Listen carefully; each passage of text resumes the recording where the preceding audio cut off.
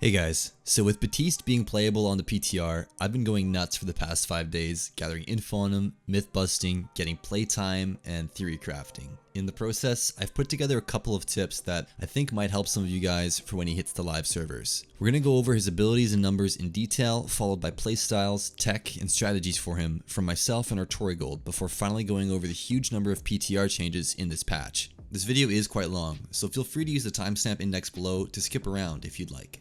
Alright Artori, take it away buddy. Hey guys, what's up? My name is Artorigold and I am a top 500 Zenyatta main peaking at 4.4. Let's take a look at Baptiste's abilities. Baptiste's primary fire deals 3-round bursts at 75 damage per burst. If all shots connect to the head, this is enough damage to one-tap a Tracer or Pilot Diva. If Mercy damage boosted or firing on a discorded target, one headshot burst from Baptiste will leave a 200 health opponent with only 5 HP remaining. It has a 45 round clip, meaning you have 15 bursts available. The damage fall off starts at 20 meters and reaches the maximum 50% damage reduction at 40 meters. Baptiste's secondary fire is a slow and heavily arcing projectile similar to Ana's biotic grenade. Therefore, it can be lobbed over rooftops and fired from locations where Baptiste is completely out of line of sight from enemy hit scan. The maximum range is incredible. It actually goes a lot further. Oh my god, The actual healing is multi-target splash at 60 health per shot with 10 shots per clip. Baptiste cannot self-heal with it, and there is a cutoff range for allies feeling the effect, not splash fall off like with Pharah's rockets.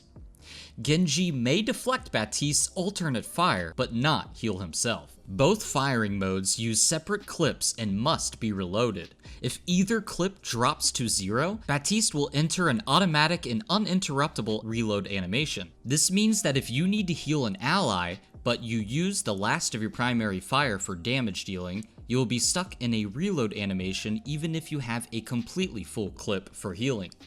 Cool, so Regenerative Burst is an AoE healing ability which works very similarly to Brigida and Lucio. There's a slight delay on activation and it heals for 150 HP total over 5 seconds, going on a 15-second cooldown immediately after casting.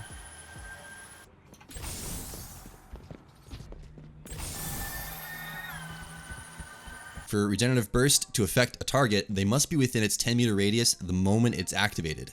After the activation moment, they can LOS Baptiste or be cut off by an enemy shield and the effect will still persist.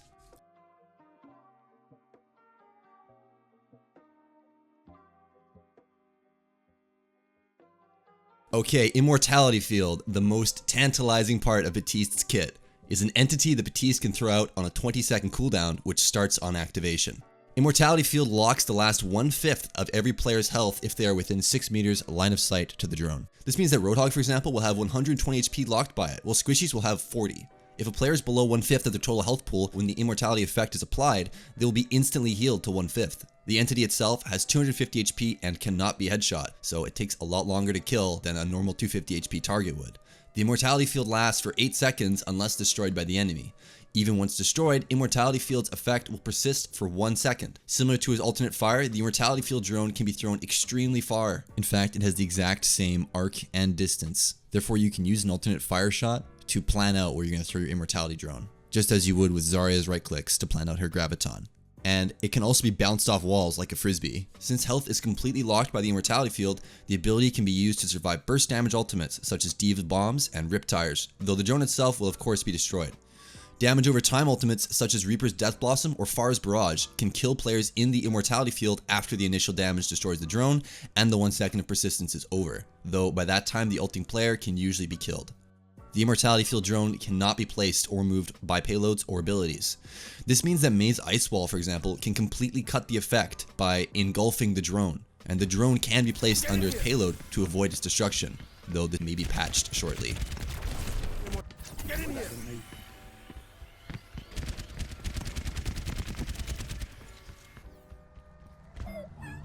Get in here!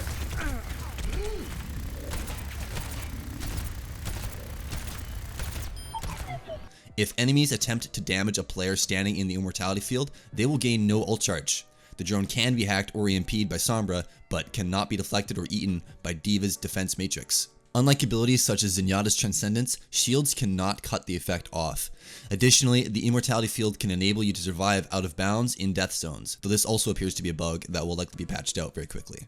Baptiste has a passive ability, Exoboots. Similar to Hanzo and Genji's wall climb, this must be activated by the player by crouching and charges up over 1 second to increase jump height. Exoboots can only be charged while standing on solid ground, and if the player stands up, the charge will release back to 0 after 1 second. Crouching repeatedly resets the charge instantly. The total jump height is the same as Ashe's coach gun, though Ashe can go slightly higher since she can chain a jump with a coach gun. Even when hacked, Baptiste can still use his Exoboots.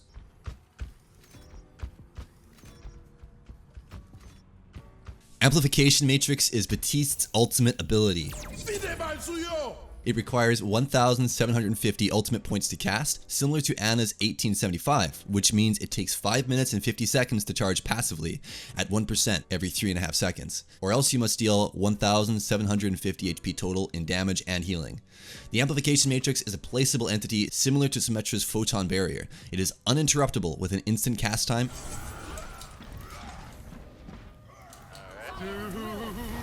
holy fuck, dude, and cannot be hacked, but can be destroyed with EMP.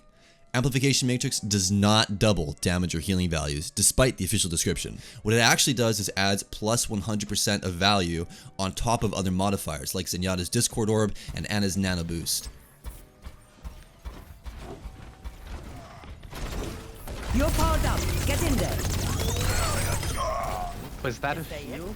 See, like, I'm playing the character. Oh my god. Holy shit.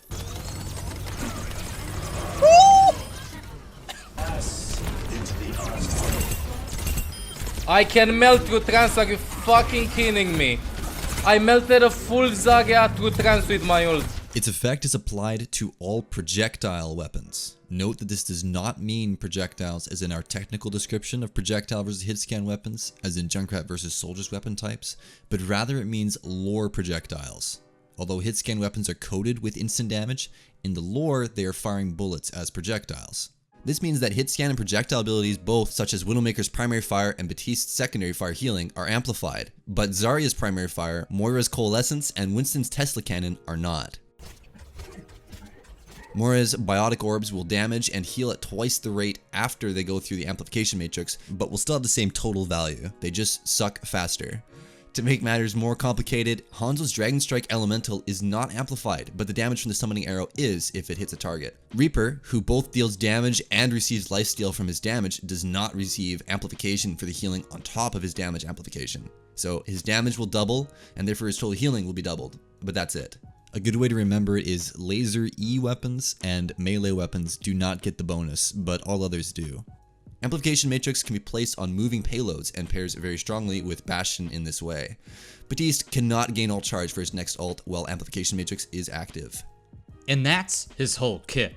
Now let's talk about some tech and tips for Baptiste's playstyle. The standard kill technique for Baptiste in a straight up 1v1 with another squishy is a headshot followed by a body shot, dealing 225 damage. The time to kill a 200 health squishy with this is 850 milliseconds. If in close range, you can use the same headshot burst plus body shot burst tech, but melee cancel the moment you fire the first bullet of your second burst to get the kill in up to 750 milliseconds. If not in melee range, you can still get a kill in 750 ms if you land consecutive headshot bursts, but the chance of a miss is generally not worth the extra 100 ms. You can reduce the amount of downtime you have on Baptiste in between shots by weaving auto attacks in between your healing alternate fire. Paired with Baptiste's ultimate, Immortality Field can be used for flank plays, as even if the drone is immediately targeted, Baptiste has an effective health of 450 and possible damage of 300 per burst if he hits headshots. While this is an awesome play, generally Immortality Field should be used as a reaction to enemy commitments such as Diva Bomb and Anti-Nade. Be aware that abilities that can push you out of the Immortality Field, such as Doomfist Rocket Punch, can nullify its effectiveness.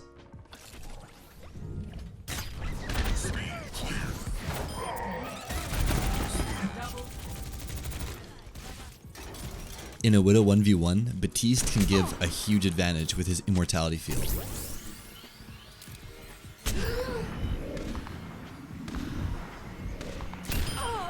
Oh! Just destroy it, forehead! Oh, huge amount of it. Oh, nice. Take. Baptiste can operate in goats as a replacement for Brigitte alongside a Sombra replacing D.Va. He's also very strong in Protect the President. However, since Baptiste's strengths are in AoE healing, playing with a flanking DPS comp can be rough.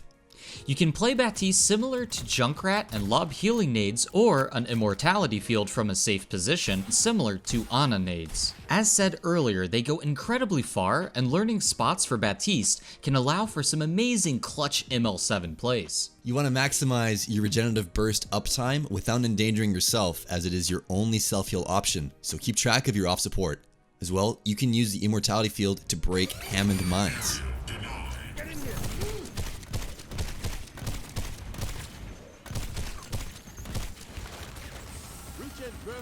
Try to place yourself on low ground next to high ground to reduce angles while having escape options. Try to use your Exoboots to juke dives. You can hold space just before the landing to easily get the jump. In summary, Baptiste is looking overpowered right now. If he hits the live servers in his current state, expect to see him run in almost every game, even after the new hero hype dies down. Yeah, he's looking pretty strong right now. The flank that we just said earlier is so fucking, it's crazy. You can kill a hog in 2 shots. Yeah, he's gonna be insane. Expect to see Baptiste at your backline flanking. So on top of that, there's of course the PTR patch notes, which are massive, and we're hoping they're gonna kill goats. So let's just read through those and we'll give our opinions on those after that. So for sound, there's now a new sound for when you land a shot while damage boosted, as well as a new sound for when you're shooting into somebody who's got the immortality effect on them. So once you cut away all their health but the very last 1/5, if you keep shooting at them, you'll hear a different sound, which will indicate that you're not actually dealing damage. Damage boost is now applied when a projectile is fired rather than when it hits a target. And while ulting, there's less of a movement penalty for Resurrect. For armor, beam type damage is now reduced by 20%. Damage over time effects are also no longer mitigated by armor. For Orisa, movement speed penalties while firing reduced from 50 to 30%. Boops now affect her the same regardless of whether or not she is primary firing. And on top of that, boops affect D.Va the same regardless of whether she's primary firing or flying. It's definitely a buff for Lucio, and it feels like physics makes sense finally. For Ana, Nano Boost Heal has been reduced from 300 to 250. For Doomfist, his Rising Uppercut and his Seismic Slam had their cooldowns reduced from 7 to 6 seconds, making him a little bit more viable. And Hanzo has gotten a buff for his Sonic Arrow. The detection radius has been increased from 7 to 9 meters. McCree as well got some nice buffs. For his Deadeye, the DPS is increased from 275 to double that at 550 after locking on the targets for 1.5 seconds.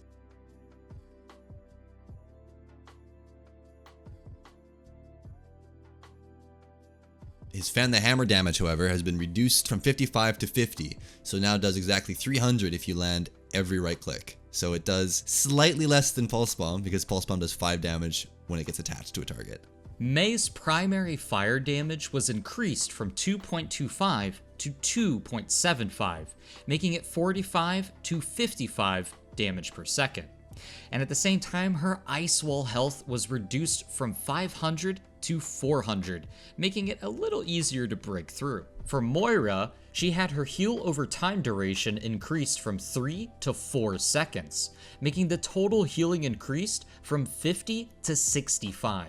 Pharah's minimum explosion damage on enemies has been increased from 16.25 to 20. Soldier 76 has had some nice buffs. Finally, his pulse rifle, his standard auto attack, has been increased from 19 to 20, making the double headshot helix combo a thing. Sprint delay before you can fire the weapon after using sprint has been reduced from 0.5 to 0.3 seconds, and tactical visor can now target the Riptire and Immortality Field. For Sombra, her hack cooldown is now reduced by half whenever she hacks a health pack, and there's a pretty cool new hack animation.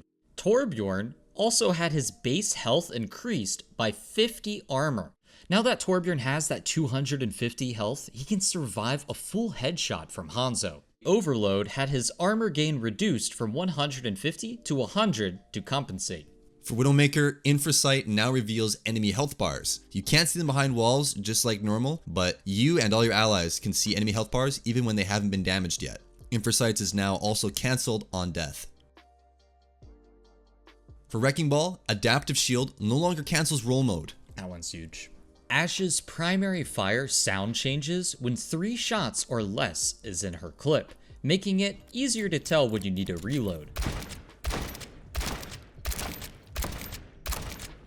Genji's Dragon Blade ending animation no longer cancels deflect, and he can also no longer be punched across the map when dashing into a Doom. Symmetra no longer charges her next ultimate while her current one is active.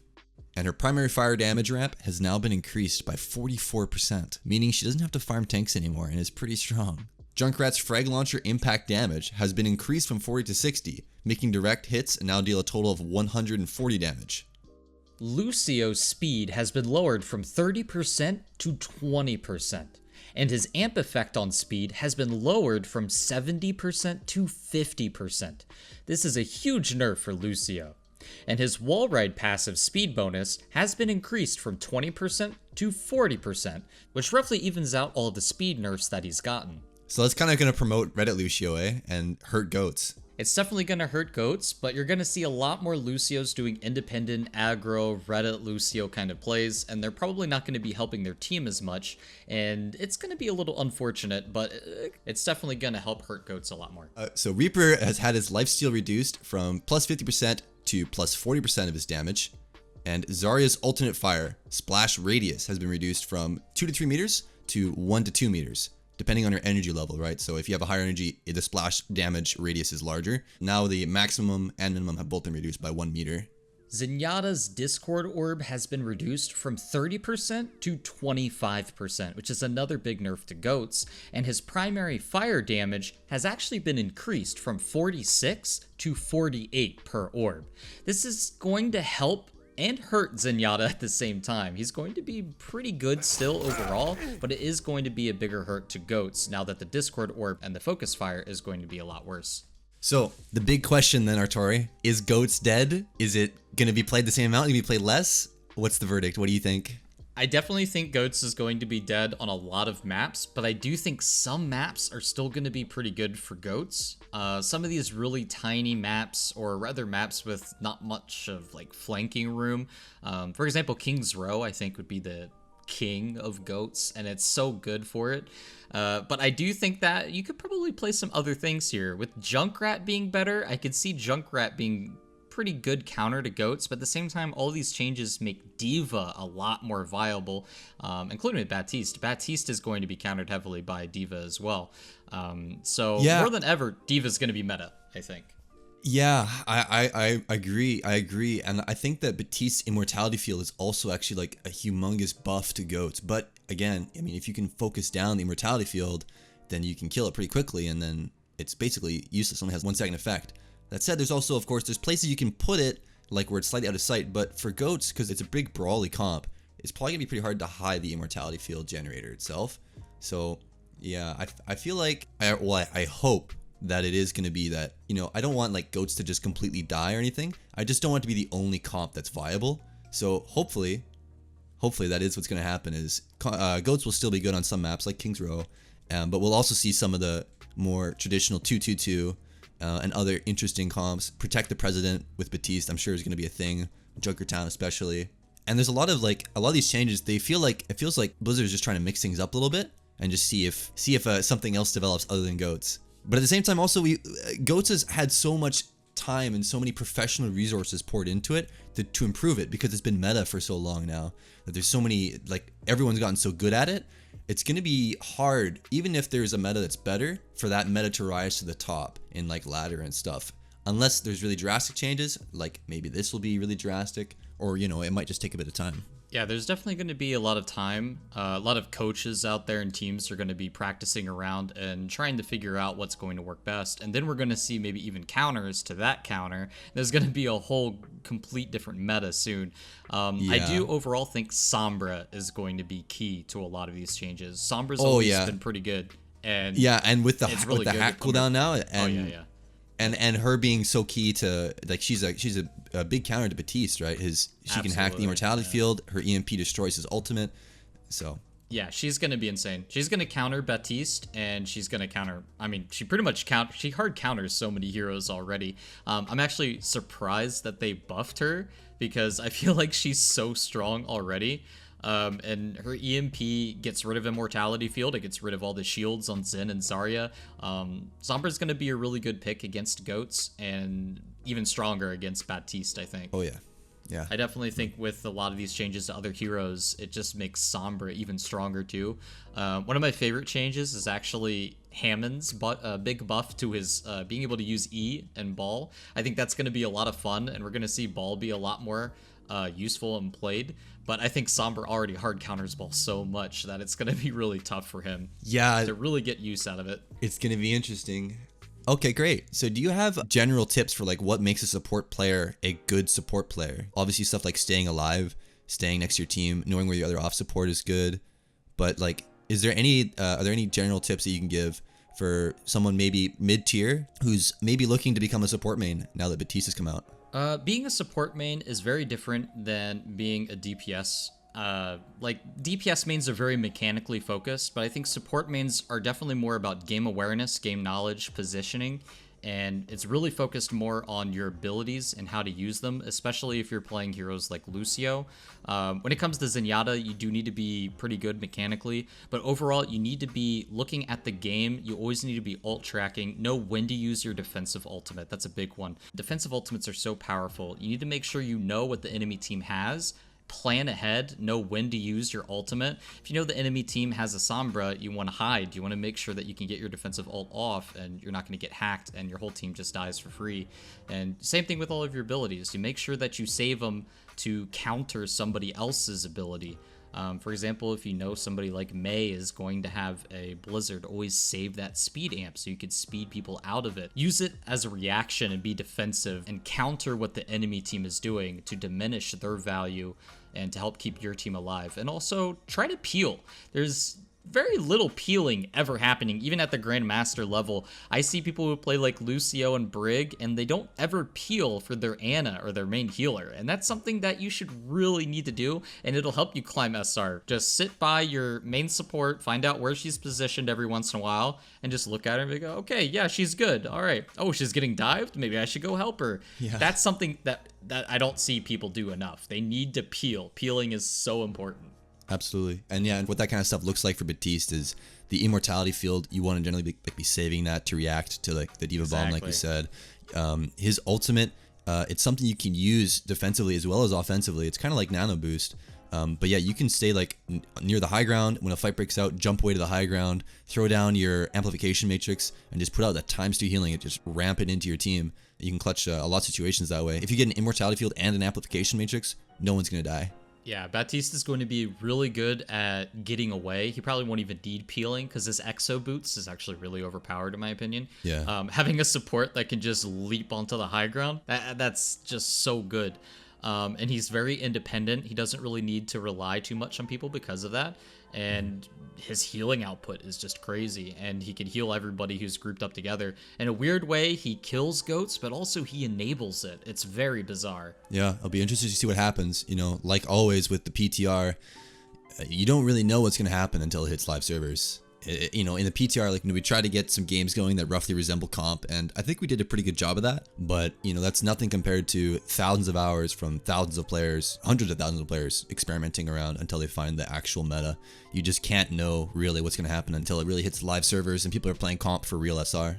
No, absolutely. I think Baptiste is going to be a great addition to the game because he does take a good amount of skill to use, and I think that's exactly what the game needs. It doesn't need heroes like Brig that are just stupid easy to play and not really rewarding to play. It doesn't really feel good to play Brig, in my opinion. But playing Baptiste, it feels great. Everything takes a lot of skill to use. Yeah, I mean, you got to aim all of your shots, your left clicks, your right clicks. And your Immortality Field can be kind of a dud if you use it wrong too. You kind of have to be smart with it. So yeah, I'm really excited to see him in the upcoming meta. Hell yeah. All right, that's going to be it from us. Thank you very much, everyone who watched. If you have any questions or concerns, feel free to reach us at our Twitters. I've got a public Discord server you can join. And we both stream on Twitch. All of our social links should be in the description and on screen right now. Artorigold, thank you very much for doing this video with me. And have a good one, guys. See ya.